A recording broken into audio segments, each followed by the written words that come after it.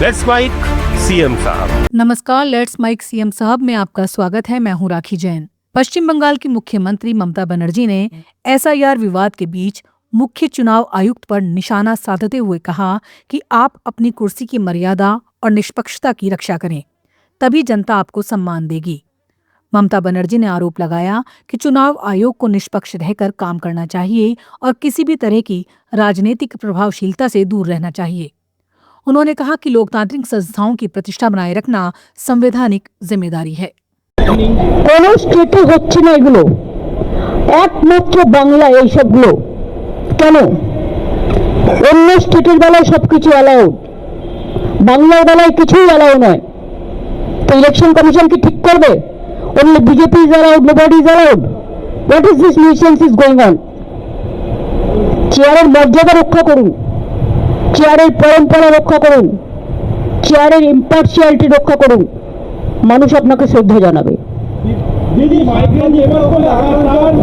Migrant লেবারদের উপর যে অত্যাচার হচ্ছে প্রত্যেকটা কেস আমরা টেক আপ করছি, এফআইআরও হয়েছে প্রত্যেকটা, আমরা অ্যারেস্টও করব, অ্যারেস্ট আমরা করছি এবং করব।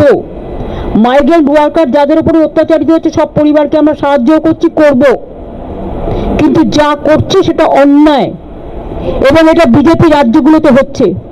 তাহলে বিজেপি বাংলায় কি করে বলে যে আমাদের ভোট দিন, যেখানে অন্য রাজ্যে বিজেপি আছে, বাংলা বললেই তার উপর অত্যাচার করা হচ্ছে, সেখানে তারা কি করে আশা করে যে বাংলার মানুষ ওদের পাশে থাকবে?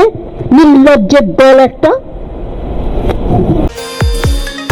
महाराष्ट्र के मुख्यमंत्री देवेंद्र फडणवीस ने मुंबई बीजेपी अध्यक्ष आमिर सतम से फोन पर बात कर नगर निगम चुनाव में पार्टी के प्रदर्शन पर उन्हें बधाई दी। फडणवीस ने संगठन की मेहनत और टीम वर्क की सराहना करते हुए कहा, ये जीत मुंबई में विकास और सुशासन के लिए जनता के विश्वास का प्रमाण है। माननीय अध्यक्ष महोदय रवींद्र चव्हाण साहेब, अभिनंदन तुमचं फार फार।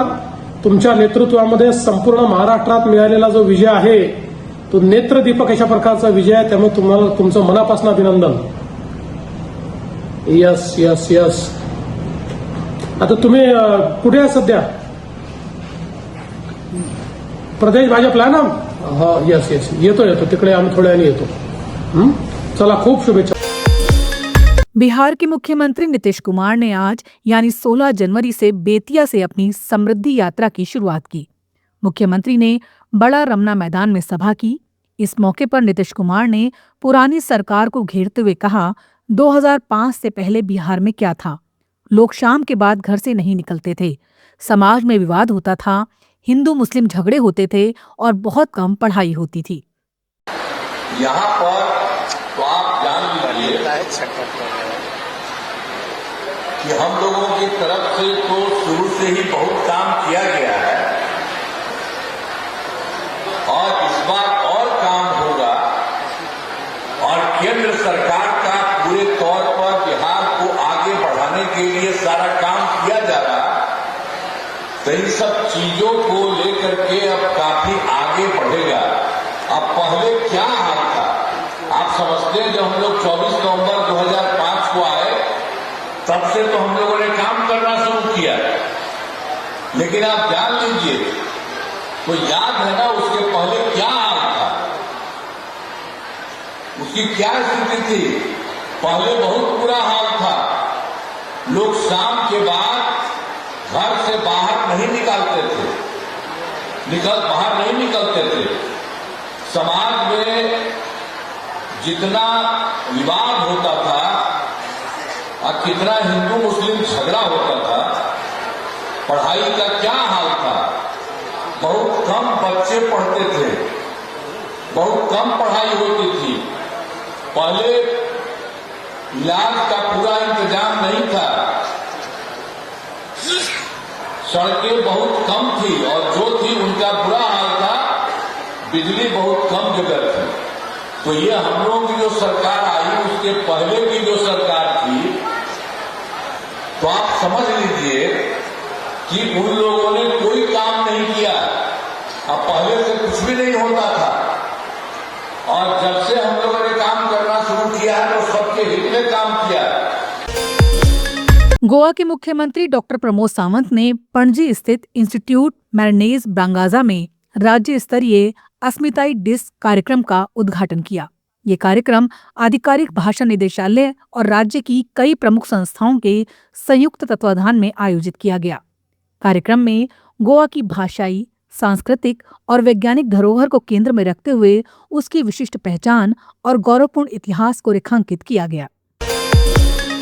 उत्तर प्रदेश के मुख्यमंत्री योगी आदित्यनाथ ने गोरखपुर में आयोजित पूर्वी क्षेत्र अंतर विश्वविद्यालय महिला बास्केटबॉल प्रतियोगिता का उद्घाटन किया। इस अवसर पर योगी आदित्यनाथ ने कहा, 2014 से पहले खेल और खेल प्रतियोगिताएं सरकार के एजेंडे का हिस्सा नहीं हुआ करता था। अक्सर इसकी उपेक्षा होती थी। अंतर्राष्ट्रीय स्तर के इंफ्रास्ट्रक्चर न होने के कारण हमारे प्रतिभाशाली खिलाड़ी या तो पलायन करते थे या कुंठित होते थे। लेकिन अब देश में 2014 के बाद प्रधानमंत्री मोदी ने देश में जो नई खेल संस्कृति विकसित की है, आज वो देखते बनती है। गुजरात के मुख्यमंत्री भूपेंद्र पटेल ने स्वर्णिम संकुल 2 में जिले के कलेक्टरों के साथ विशेष बैठक की। बैठक में शासन और राजस्व विभाग से जुड़े मुद्दों पर विस्तार से चर्चा की गई।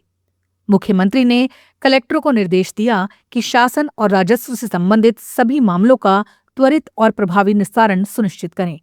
उन्होंने कहा कि राज्य सरकार हर जिले में सुशासन लागू करने के लिए प्रतिबद्ध है और प्रशासनिक प्रक्रियाओं को तेज व पारदर्शी बनाने की दिशा में निर्णायक कदम उठाए जा रहे हैं। मध्य प्रदेश के रतलाम में पुलिस ने एक बड़े ड्रग्स निर्माण फैक्ट्री पर छापा मारकर 10.9 किलो एमडी, हथियार, मोर और चंदन की लकड़ी बरामद की है। मुख्यमंत्री मोहन यादव ने कार्रवाई पर प्रतिक्रिया देते हुए कहा कि राज्य सरकार नशे के व्यापार और उससे जुड़े अपराधों पर कड़ी कार्रवाई कर रही है। उन्होंने ये भी कहा, ऐसे मामलों में कठोर कदम उठाए जाएंगे ताकि समाज में नशे का प्रसार रोका जा सके। सभी प्रकार के नशे के लिए हमारी सरकार लगातार सख्त कार्रवाई कर रही है।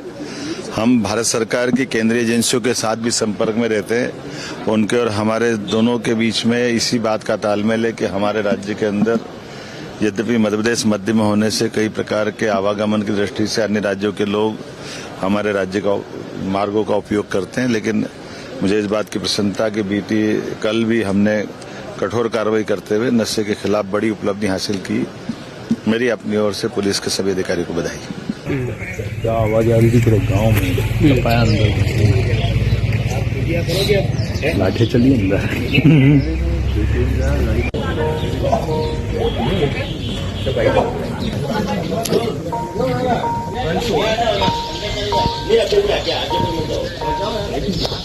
और पुलिस ये इससे के अंदर भी झड़प हुई है। भी लगे हुए टीवी से मॉनिटरिंग करते हैं कौन जा रहे हैं। वो जो इससे कूदी अंदर पुलिस सीढ़ी से।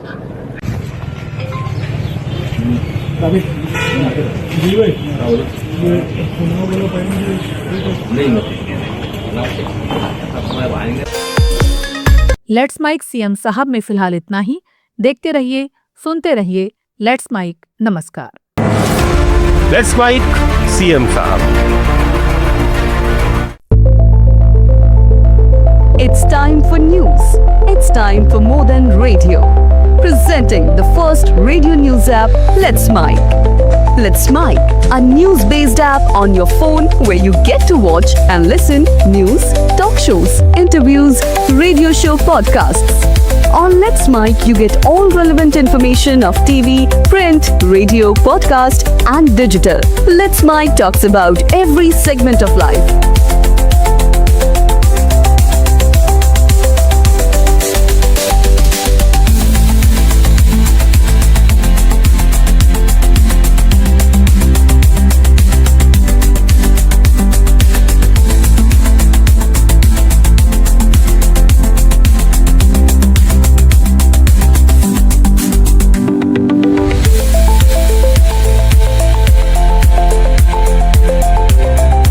Download the app now from Play Store. Available both on Android and iOS mobile phones.